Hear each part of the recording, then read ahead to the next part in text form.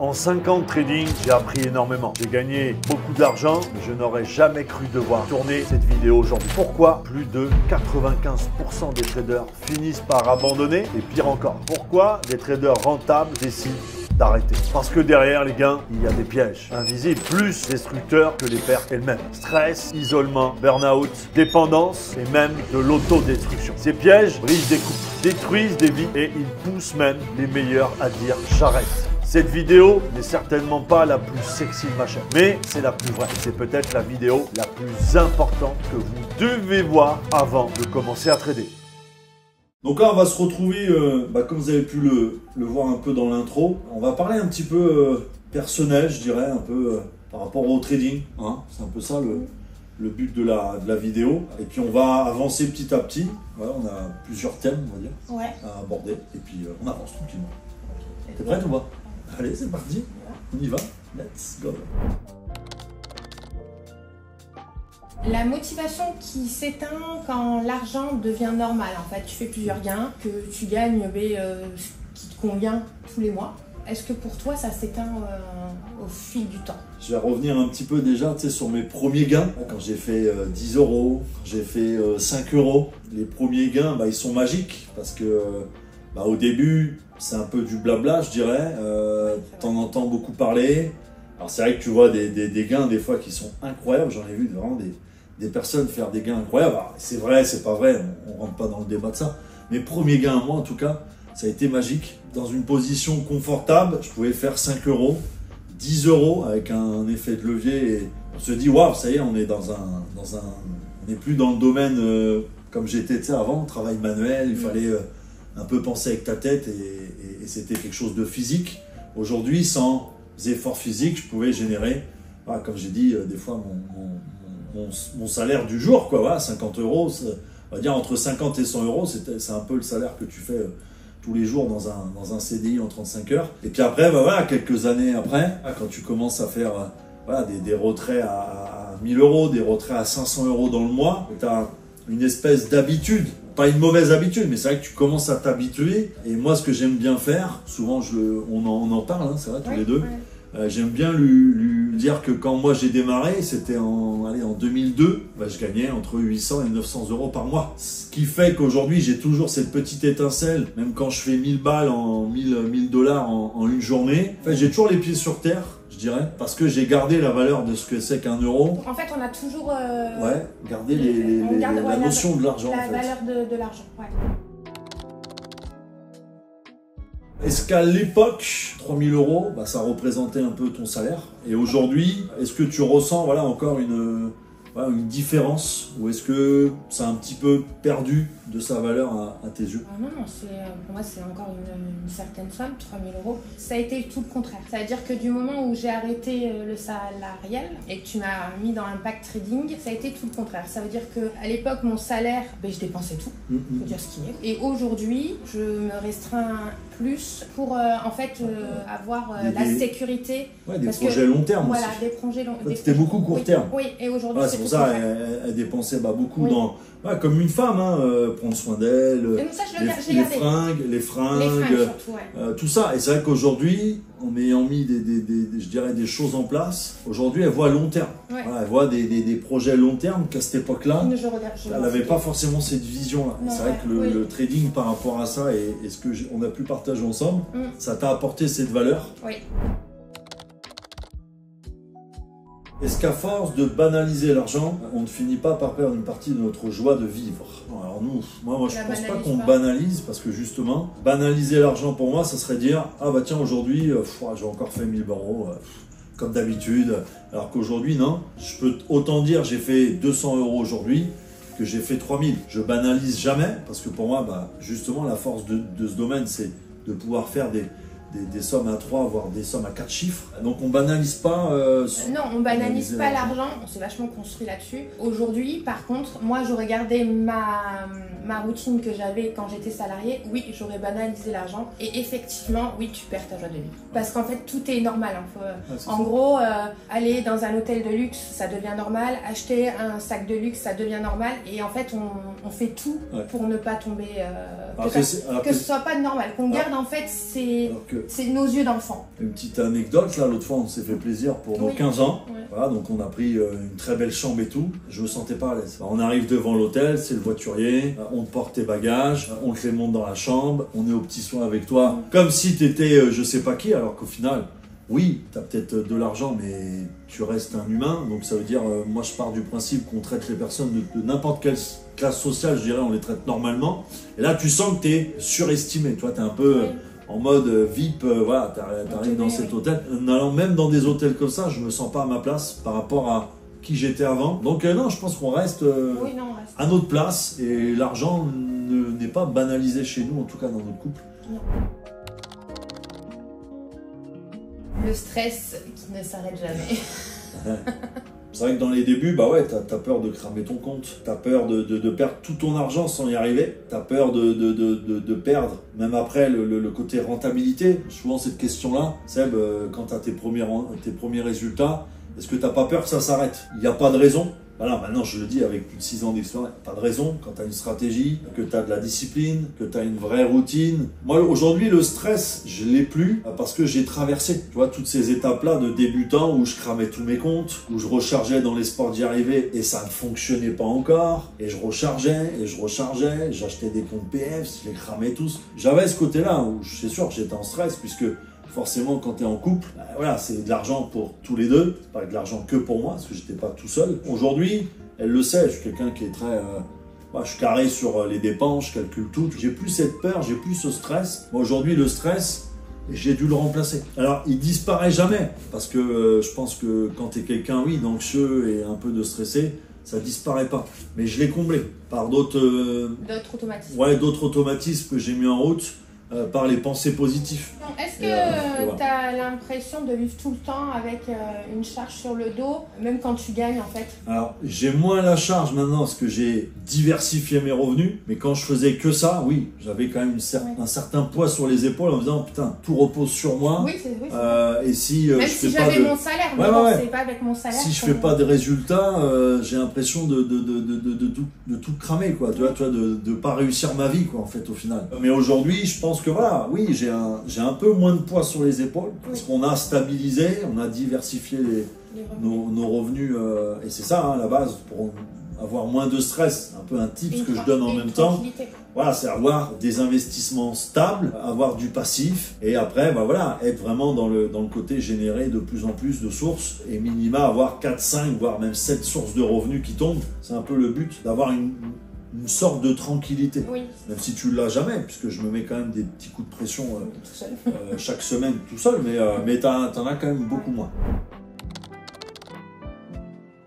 Pour toi, c'est quoi le prix de vivre justement avec quelqu'un qui peut être, comme moi, des fois sous tension? T'as pas l'impression que je suis sous tension ou est-ce que vraiment tu le prends aussi toi Il y a quelques années, oui, je le ressentais. Parce qu'en fait, au final, il était en colère après lui, mais sa colère dépassait sur moi après. Ouais. Alors attention, quand je dis colère, en fait, tu lui parlais, il était désagréable. Aujourd'hui, non. Non, aujourd'hui, plus du tout. Et même, je suis plus apte à supporter ça. Non, aujourd'hui, je pense que voilà. Non, bonne ou mauvaise journée, elle voit pas forcément. Non, aujourd'hui, non. Oui, si, peut-être. Oui, ça, ou peut-être je vais être un peu plus joyeux, je vais être déconnant, je vais faire un peu le con. Oui. Voilà, mais sinon, non, c'est vrai que les bonnes ou mauvaises journées, il n'y a plus trop de différence sur mon caractère. Comme tu as dit, vu qu'on a diversifié nos revenus, en fait, vu que ce n'est plus un revenu principal, donc en soi, c'est plus une source de stress. Ouais. Comment un couple survit quand le stress du trading s'invite à la maison, jour après jour? Ça va un peu revenir dans nos débuts.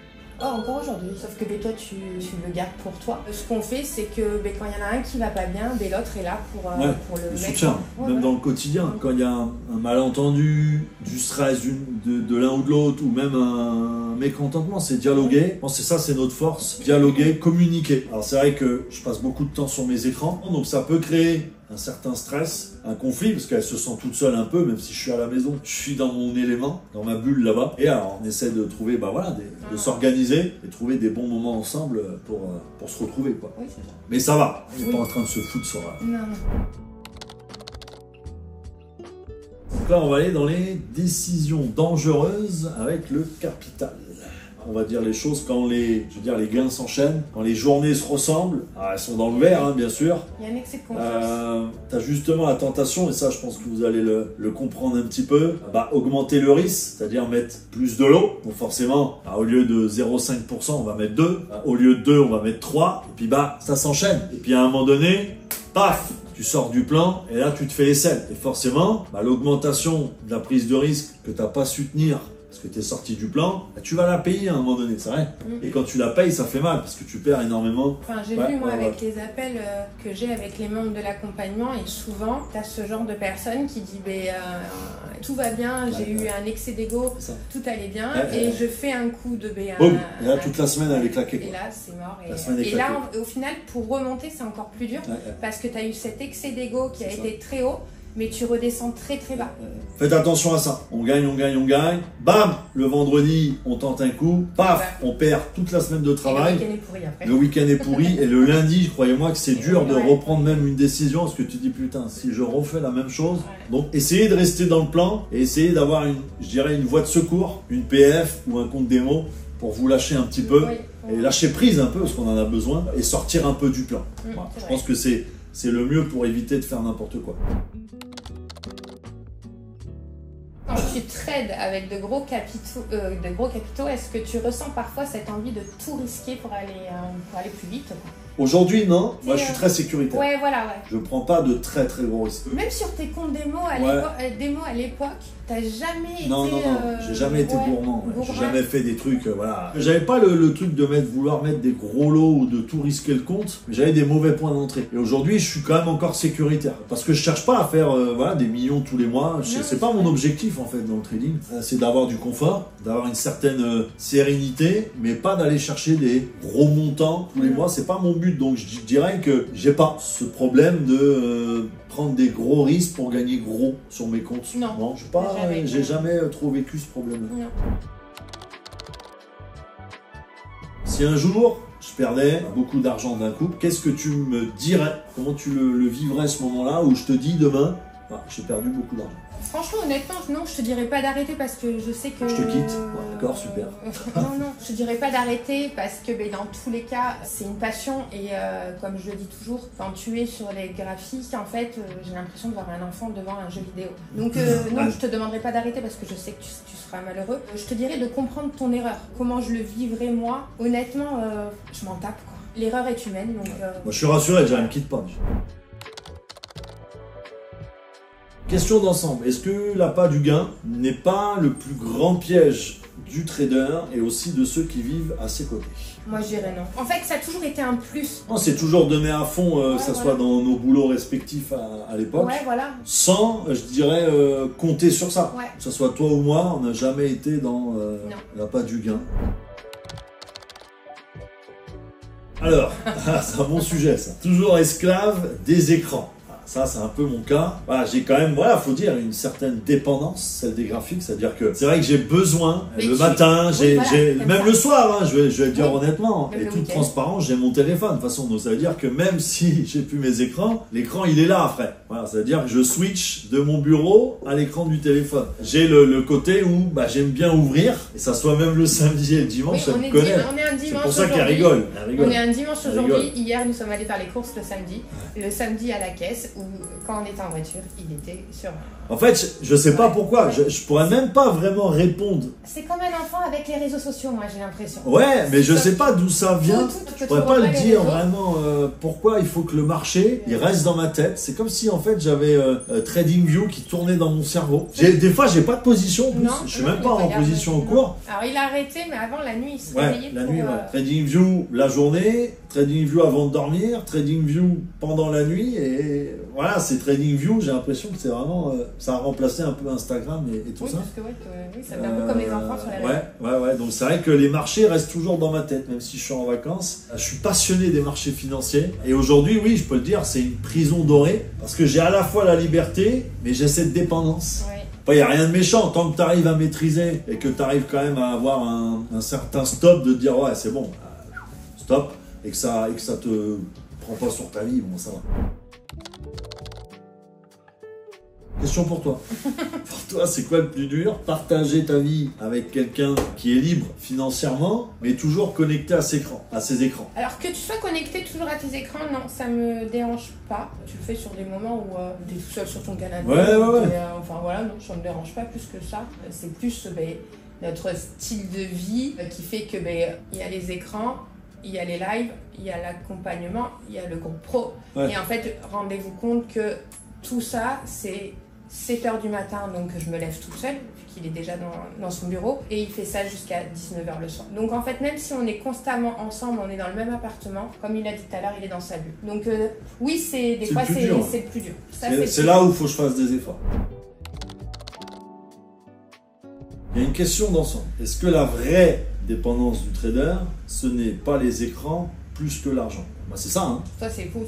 Au final, je suis plus dans l'écran que l'argent, en fait. Quand je vois le nombre d'heures que je passe sur les écrans sans être forcément en position tout le temps, moi, je dirais que ma dépendance aujourd'hui, c'est les écrans. Oui, c'est ça. C'est la passion, en fait, qui m'anime. Et même, c'est TradingView, mais après, c'est toutes les infos qui tombent.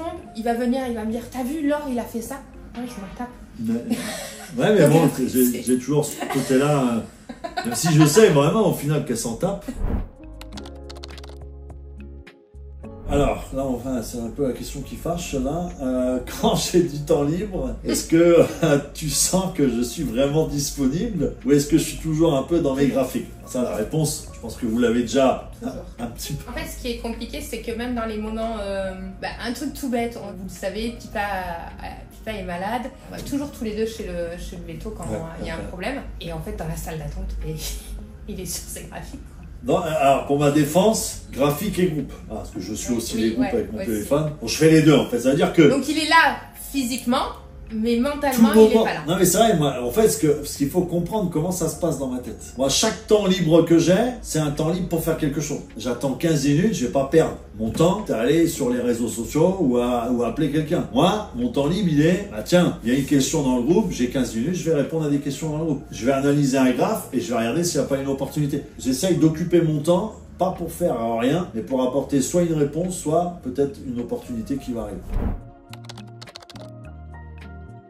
Question d'ensemble. Qu'est-ce que ça fait de vivre avec quelqu'un qui est là, mais qui n'est jamais vraiment là? C'est vrai que des fois, je suis au cours, je suis là, mais je suis pas là. Alors, je suis là parce que je pousse le caddie, mais je suis pas là parce que je suis en train de réfléchir à des choses. Non, parce que les courses, en fait, c'est comment ça se passe. C'est comme si j'avais un enfant, il pousse le caddie, mais il reste à sa place, tu vois. C'est-à-dire que si je lui dis pas, va chercher ça ou va chercher ça. Ouais, parce que j'ai ma tête qui est toujours en train de réfléchir à des choses. En train de regarder ça. Et même la nuit, hein. Même la nuit, je réfléchis à plein de choses. Encore, tu t'es calmé. Ouais, mais c'est vrai que j'ai des moments, tous les lives que je fais, c'est vrai que des fois, j'ai une perte de concentration. Je vais finir un live, donc ça, j'ai fait 2 heures où j'ai fait que de parler, répondre à des questions, les graphiques, la concentration. Et c'est vrai qu'à l'issue du live, je vais pas être quelqu'un qui va être hyper concentré si elle me parle. Donc elle sait maintenant, elle me laisse du temps, je fais mon petit goûter comme les enfants.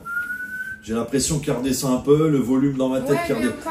Même ça, tu vois, enfin, notre vie est très calculée. Tu me dis souvent, je viens de finir un live, on peut pas discuter tout de suite parce que c'est compréhensible et je le conçois. Ah, puis j'ai mon cerveau qui tombe à 1000 à l'heure. Hein. Quand tu finis un live, tu as parlé avec, je sais pas, 700, 800 personnes, des questions à balles, les graphiques, concentration, j'ai pris quelques trades pendant que je parlais. Tu vois, j'ai tellement le cerveau qui a tourné très vite qu'il me faut un petit temps quand même pour que ça redescende. Alors là, ça va parler un peu de la déconnexion avec les autres. Par exemple, voilà, un repas avec un ami ou repas de famille. C'est vrai qu'il y a une complète déconnexion puisque 95%, je dirais, de la population ne comprennent pas le langage d'un trader. Mais on n'en parle pas. Non, on n'en parle pas. Non, on n'en parle pas. Ça arrive jamais, en fait, au final. Même mes proches, mes parents, ils ont compris un petit peu ce que je faisais. Alors eux, c'est toujours la même chose, c'est BTC. Ma mère, si je parle de mon taf, même d'accompagner les gens, ça va être BTC. Voilà. Ah, le BTC, j'ai vu, il a tel prix. Elle a compris que ça, hein, dans ce que je faisais. Et en plus, elle dit pas le BTC, elle dit le Bitcoin. Ouais, le Bitcoin. Ouais. Et donc, c'est vrai qu'ils n'arrivent pas forcément à saisir comment tu peux, avec ça, gagner ta vie. Comment tu peux, avec ça, faire une bonne journée. Comment le BTC est passé de 1 $ à aujourd'hui plus de 100 000. Ouais, ils ont du mal parce que c'est des personnes qui, comme je dis, qui ont plus de 70 ans aujourd'hui. Donc, forcément, BTC, ils en ont entendu parler vite fait à la télé. Moi, des fois, quand je rencontre des personnes, je dis pas que je trade. Mais c'est vrai que dire, quand je me présente, je suis trader ou je suis sur les marchés financiers ou je suis investisseur en crypto, c'est pas le mot que je vais dire parce que je sais que ça va foutent un écart, un froid, et qu'après les personnes vont plus forcément avoir envie d'échanger avec moi. Est-ce que tu te sens parfois seul, incompris, même entouré? La famille, comme j'ai dit, est-ce que je me sens incompris? Oui. Est-ce que je me sens seul? Oui, parce que je peux pas partager avec ma mère ma passion, je peux pas partager tout ça avec eux. Donc c'est très rapide, hein, quand on parle boulot, c'est très vite. Elle est fière, elle est très fière. Ouais, non, ça là-dessus. Elle est très fière de ce que tu fais. Après, comme on dit, c'est pas leur génération, c'est voilà. Mais après, avec toi, non, avec toi, je me sens bien entouré, parce que malgré que tu t'en fous, t'as déjà quand même passé des ordres, t'as quand même un petit peu quand même suivi les actualités. Et pour toi, est-ce que c'est justement, voilà, on en revient à la question pour toi, est-ce que tu te sens pas un peu mise de côté? Non, parce que, comme je t'ai dit, c'est moi qui veux pas, vu que ça prend déjà beaucoup de place dans notre vie, et non, parce que tu sais faire la part des choses. Ouais, puis j'ai d'autres sujets de conversation. Tu sais faire les choses. Une question d'ensemble. Est-ce que vivre avec un trader, ce n'est pas accepter d'avoir chacun un univers qui ne se rejoint pas toujours? Toi aussi, tu as une autre passion, tu as un autre univers que je côtoie aujourd'hui, que je comprends, hein, que je comprenais pas au début, ça c'est vrai, par rapport à ton don et tout. Donc c'est vrai qu'aujourd'hui, non, tu as ton univers, j'aime bien, elle aime bien la mode. C'est pas un univers que j'aime bien, hein. Moi j'ai le trading, voilà. J'ai le sport aussi, dans lequel je suis toujours, même si physiquement c'est plus ça, mais je suis toujours ma passion et le bodybuilding, mais on a toujours eu, hein, je pense, un peu ce décalage d'univers. Il n'y a pas de difficulté à vivre. Ouais, on partage quelque chose. C'est ça. Moi, ça, en tout cas, ça me gêne pas. Moi non plus. Le regard des autres qui change. Alors, bien sûr, on a beaucoup de personnes qui aiment ce qu'on fait, ce qu'on partage. T'en as d'autres qui jalousent, forcément, parce que il y en a beaucoup qui comprennent pas. Malheureusement, ça fait partie aussi intégrante de ce qu'on partage. On a signé aussi pour ça. Après, en sachant que tu ramènes à toi ce que tu es. Franchement, pour quelqu'un qui est dans le trading, quand je vois ta communauté, franchement, on n'est pas à plaindre. T'es quelqu'un qui critique pas les autres, on reste dans notre coin. Tu nous aimes pas, on s'en fout. C'est ça. On n'est pas là pour faire du buzz. Donc en fait, pour moi, le regard des autres, au final, on s'en fout. Pas dans les débuts. Oui, dans les débuts des réseaux, ça impactait beaucoup quand même à ma tête, mon mental. Aujourd'hui, je m'en fous tellement. Puis en plus, moi, je me considère vraiment comme quelqu'un de normal, je dirais. Voilà. Vous me voyez pas flamber. Je suis pas non plus un génie. J'ai rien inventé. Il y a rien de spécial et j'ai pas un QI au-dessus des autres. Même dans mon entourage, je dis même pas combien je gagne.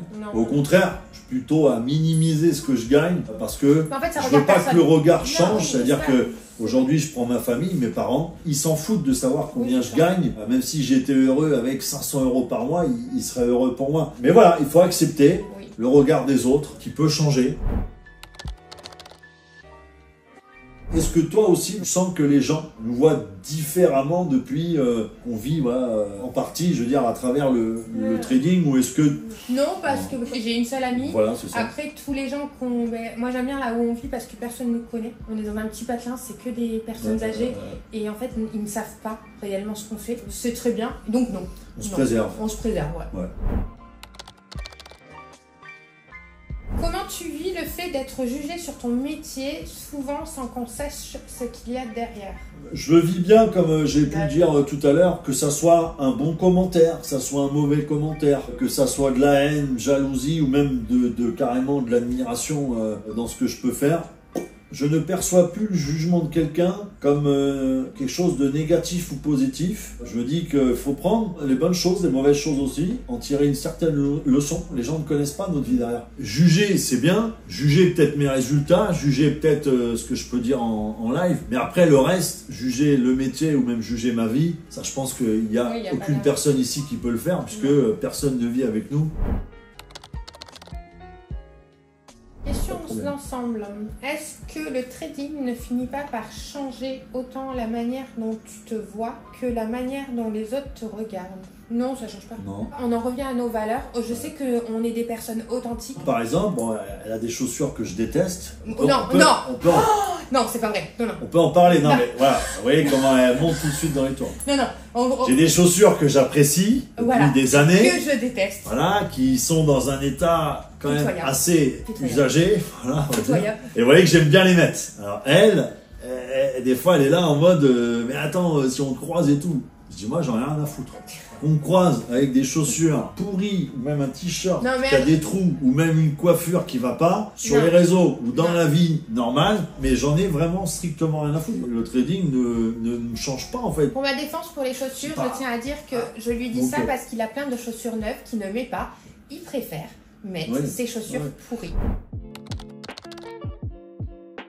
Alors là, on te prend pour une banque. Quand tu gagnes, entre parenthèses, bien ta vie, est-ce qu'on a des demandes justement, voilà, Est-ce que dire non peut détériorer un petit peu les relations? Oui, je pense. Voilà. Oui, ça c'est vrai. Ça, faut pas jouer la face. Alors ça détériore pas, mais on te pointe un petit peu du doigt en disant ah ouais, lui il a du fric et au final, quand il y a besoin, il est pas là. Non, je pense que les relations se détériorent à partir du moment où bah, dès que tu te déplaces, bah tiens Seb, tu peux tout payer. Non, il n'y a pas de tout payer. Nous on a toujours été réglo là-dessus. Moi je sais dire non quand une personne me fait comprendre, bah tiens Seb, paye toute l'addition. Non, je suis comme toi. Je bosse, j'ai des factures à payer, je suis pas la banque. En fait, on fait quand on veut se faire plaisir et qu'on veut partager avec des personnes qui n'ont pas les mêmes moyens.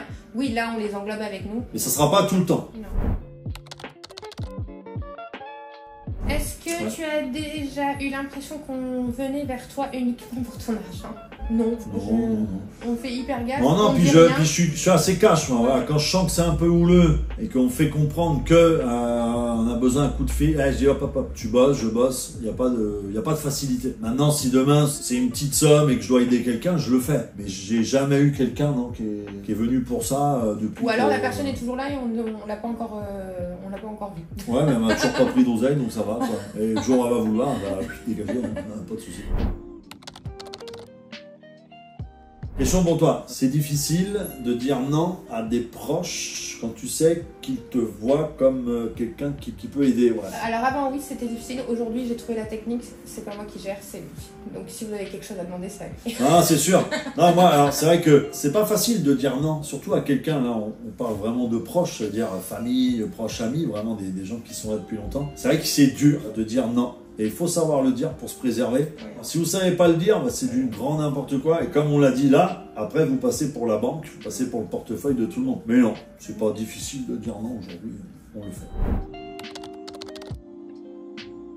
Question pour tous les deux. Est-ce que le trading ne change pas seulement ton rapport à l'argent, mais aussi ton rapport aux gens? Alors moi je vais répondre, oui ça a fait un gros tri. C'est vrai que dans tout mon entourage, j'ai fait un gros tri. Justement. Mais on l'avait déjà fait avant. On l'avait déjà fait avant, c'est vrai. Donc, non, moi je dirais que non. Voilà, ça ne change pas mon rapport à l'argent.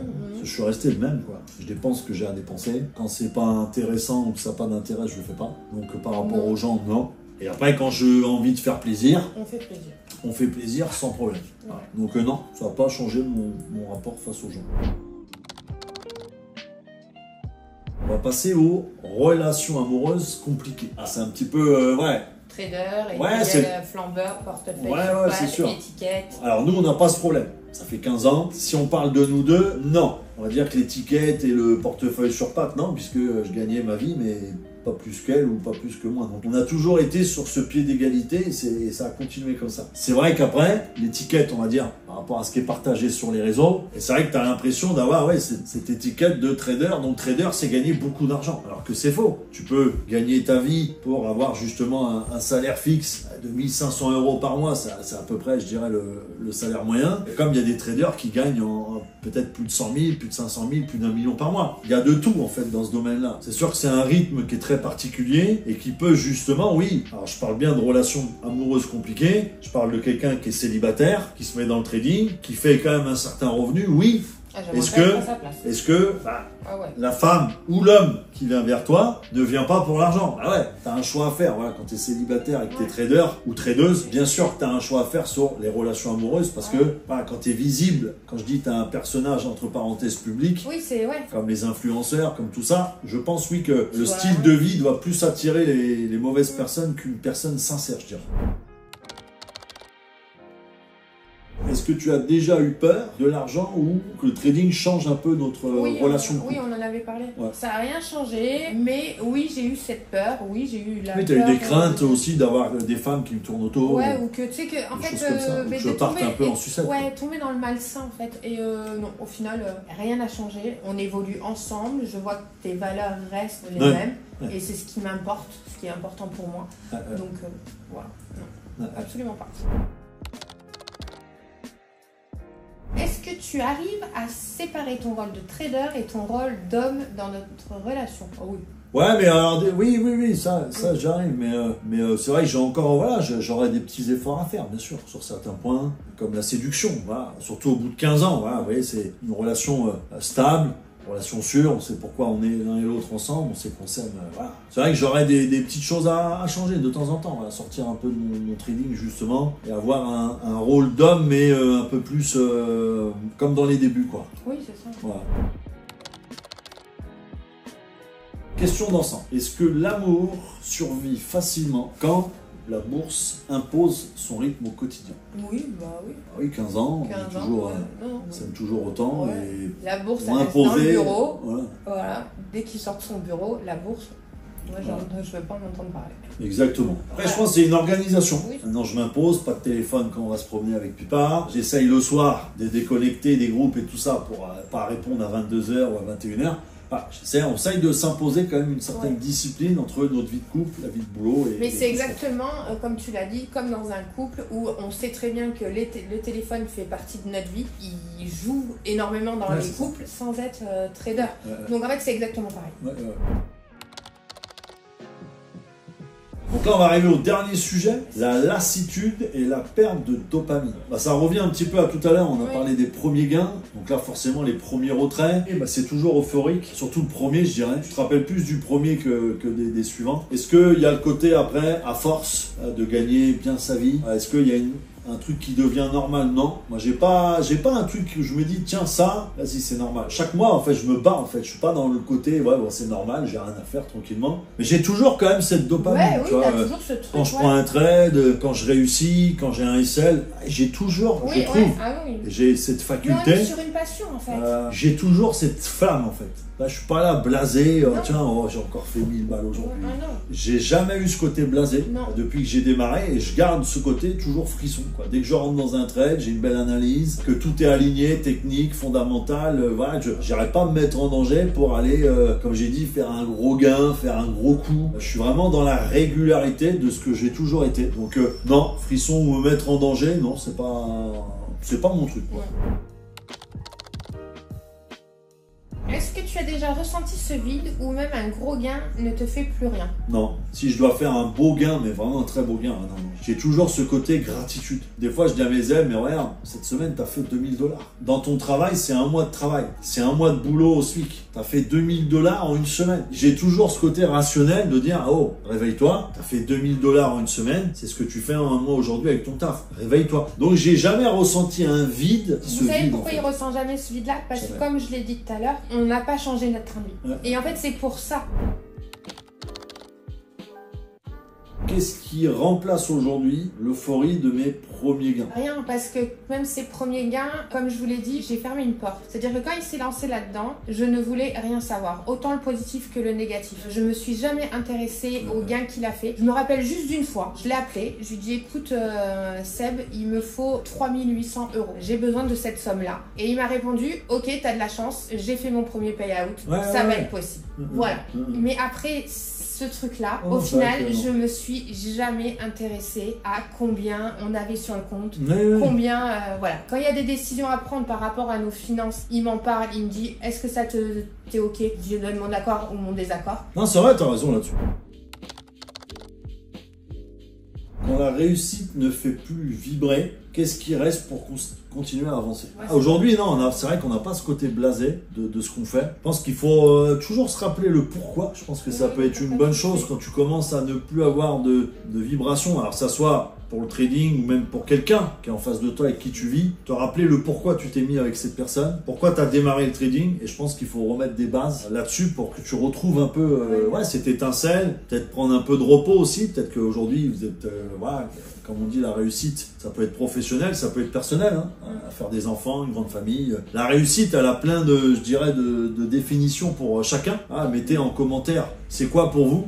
justement la réussite. Qu'est-ce qui fait qu'aujourd'hui vous avez plus envie de vibrer pour ça? Moi pour l'instant en tout cas, de mon côté trading, je vibre tout le temps. Oui, tu vibres. J'ai toujours cette passion qui m'anime tous les matins à chaque fois que je me lève. J'ai pas ce problème aujourd'hui de me dire bah je vibre plus, toujours les mêmes, les mêmes objectifs dans le domaine depuis le début. Bah, moi je vibre plus. Moi actuellement, voilà, en toute sincérité, je vibre plus suite à des problèmes perso. Rien à voir avec nous deux, mais juste des problèmes perso. Alors qu'est-ce qui nous reste pour continuer à avancer? Bah, ce qui me reste c'est Seb quoi. C'est Seb qui, comme je l'ai dit tout à l'heure, vient me chercher à chaque fois qu'il y a des moments de bas. Et pareil de mon côté, hein, quand j'ai des moments de down aussi. Il va y avoir un gros changement. Oui, et oui. ce gros changement, moi, me fait extrêmement peur, me terrorise. Moi, je suis dans le contraire. Ouais, moi, je suis excité, Lui, il est et j'ai hâte. Mais bon, voilà, mais on en parlera plus tard. Ouais, on en parlera plus tard. Mais en soi, c'est pas, enfin, pour moi, c'est pas la réussite qui te fait vibrer. C'est plus les petits pas qu'on fait du quotidien, les choses qui nous font évoluer. Ouais. Mais c'est pas la réussite qui fait vibrer. C'est comme l'argent. L'argent ne fait pas vibrer. C'est juste les personnes qu'on est, quoi. Ouais, exactement. Ouais, essayer de rester le plus nature possible, Ouais. sans trop vous donner une image qui n'est pas vraiment la vôtre. Non. S'inventer une vie, comme je dirais, et rester droit dans ses bottes. Puis voilà. Oui, c'est ça. Je pense que c'est pas mal. J'espère en tout cas, voilà, on aura répondu à pas mal de questions. Et puis commentaires, hein, la team, hein, pour si vous avez d'autres peut-être questions, futures questions qu'on peut aborder ensemble. N'hésitez pas à mettre une petite phrase, une petite, comme d'habitude, de la force sur la chaîne en tout cas. Merci à tous et à toutes bien sûr. Et à bientôt. Ciao. Si cette vidéo vous a parlé, c'est parce que vous avez compris une certaine chose. Le trading n'arrête pas seulement des personnes, il est peut-être lui-même en danger. Car au-delà du burn-out, de l'isolement et des pièges invisibles, il y a une réelle menace. Les nouvelles réglementations 2025 qui pourraient, dès 2026, faire disparaître une partie du trading tel que nous le connaissons aujourd'hui. Si vous voulez comprendre comment ces réglementations risquent de tuer le trading particulier, je vous invite à regarder cette autre vidéo que j'ai faite. Et si vous voulez avoir accès directement à cette vidéo, je vous invite à rejoindre mon canal Telegram privé. Cliquez simplement sur le lien en description ou commentaire épinglé. C'est pour moi l'une des vidéos les plus importantes à connaître si vous souhaitez faire du trading en 2025 et 2026.